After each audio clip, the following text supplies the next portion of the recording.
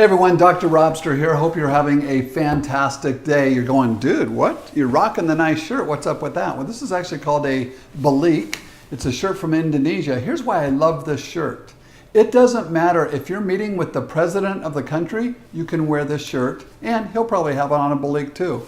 Or you can just in your everyday hustle and bustle around the city, if you're wearing a balik, it's totally accepted in every circumstance. And so here's what's so great about it.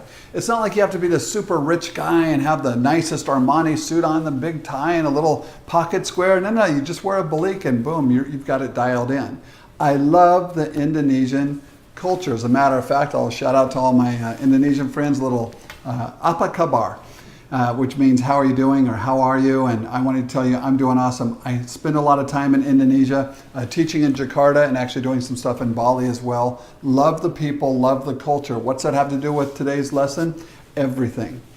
Because when we are working somewhere, we're working with our team, we're at work, and you're on a project and you're all kind of having fun with it and you're putting ideas in and you're brainstorming things and you're getting all dialed in and there's some synergy in the room. Okay, how about if we did that? But what if we did? Oh yeah, that's a great idea. And you're working it. Man, aren't those great times? Don't you love that? And usually what happens is whatever comes out from that work that you did, the outcome of that one is really awesome and you see some great stuff happen. Now, you'll learn some stuff along the way. You should be, after you do just about anything in the world, you should be saying, let's have the follow-up meeting and make sure that we're doing it best the next time. What did we learn from our failures? Things like that. But it's going to produce great results. But what about the meetings where there's tension? Where you're trying to work with some other people, maybe your colleagues, other leaders, and they're like, no, dude, and you're just like, well, I'll tell you what, you just work on your part, I'll work on my part. And synergy is gone. You're doing yours, they're doing theirs, and now it's almost like competing ideas. Who's going to have the best idea rather than trying to come together and be collegial and work on something in a really spectacular way? Well, what's the research say during those times when we have tensions and disagreements? If you're a leader, you're familiar with this. This is going to be a part of your life. There's going to be people, some of them who don't like you just because of the role you're in or don't like your style or don't like the way that you communicate with them. You're going to have tension. What do leaders do with that other people don't? And here's today's lesson. Leaders say, what's really going on here? How am I feeling? And what can I learn out of this situation?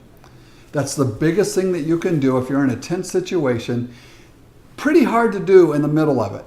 After a while and you practice it, and I can get pretty good at it now, right in the middle of that kind of, and a lot of times, just because of my personality, I'll say, whoa, hold on. This is getting a little more tense than I had wanted or had hoped, and I'm sure you're not enjoying it either, but just let me take a step back and make sure that I'm learning what I need to out of this situation. And so I need to hear you more clearly, and I frustrated you. I want to find out why I frustrated you. But I want to be able to learn from this situation. So I'll go ahead and say it out loud, because rather than sitting there and trying to remember, okay, what are you learning, and pretending like I'm listening to this person when I'm not really listening to them, I found that doesn't work very well at all. So here's what you can do.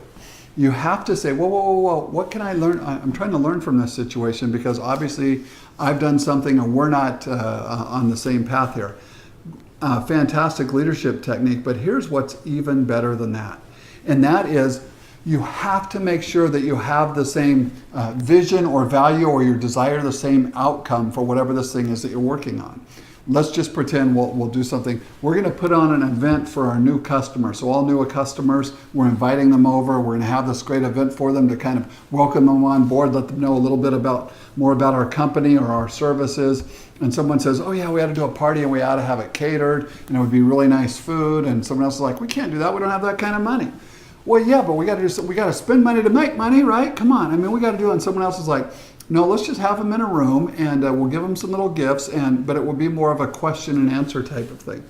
Well, you know what? You're not going to get on the same page on that one. So what you're going to have to do is clarify, and I would always start with the end in mind, but say, hey, let's make sure that we understand the same vision and values before we go any further on this. Anytime you have tense relationships with colleagues or people at work, it doesn't matter if you're the boss and they're not, or they're the boss and you're not, saying, let's just back up a step and make sure that we have the same vision and values, that we understand the same we want the same goals out of this. Unbelievable how that changes the discussion, because everyone gives them a chance to back up, to back off, and to all of a sudden say, okay, ultimately, what do we want? Our new customers to buy more products, or to fall in love with us more, or to be more loyal to us, whatever that is. And then you say, starting with the end in mind, if they walk out of here and they think, I like these guys, I'm so glad I went there, these are going to be my new vendors on that. What had to happen in that meeting? And so you can back up and say, if that's where they walk out, then 15 minutes before they walked out, what's the call to action? What commitment are we asking for from them? 15 minutes before that, what were we doing? How are we trying to get to know them? How are we concerned about them and not just trying to espouse all of our own stuff? How are we finding out what their needs were? Okay, when you start to do that, all of a sudden, the answers seem to find themselves. And if they don't, use the advice from my friend John Maxwell. When I used to work for John, I would hear this all the time. It's so good. And that is, every time he's got a disagreement with somebody going on, he says, he calls this the 101% rule. Find the 1% that you do agree on and give it 100% of your energy. Just give it 100% of your energy. Take that one thing you agree on and say, okay, we agree on this? Okay, so what does that really mean? And you keep working on the things that you do agree on, and that's going to expand. All of a sudden, it's from 1% to 2% to 20% to 60%, and you end up working together and having some great synergy. You know what, I have a couple other resources on this, things that we've done in the past. One of them if you'll just recently did, go to LeaderTribe.com, and in the search put in the words, or I guess letters, EGR. That means extra grace required. How do you work with people who are extra grace required? I mean, they bug you, they're a little weird, it's going to be hard to work with them. There's some things that leaders can do, and so I hope that will help for you. And then the one thing I want to make sure that you understand today, and as a result of this that I want to give you, is saying, you as a leader, how can you back up and say, wait, what am I missing here? And so look at today's, it's a super easy PDF. It's 4 questions that you can ask yourself when you have conflict. 4 questions you can ask yourself during the times you have conflict. Hey, you know what? Leadership is always fun. It's not always fun. A lot of times it's hard, but I think it's fun to always remain a leader, to be a leader. I always enjoy it, but sometimes there's difficult challenges along the way. One of those times is when you're in that argument. What do? You stop and you say, what can I learn out of this? Make sure that you're on the same vision and values. Take that little bit you do agree on, and then make sure to grow from it. How do you do that? Answer the 4 questions that are in this week's free giveaway.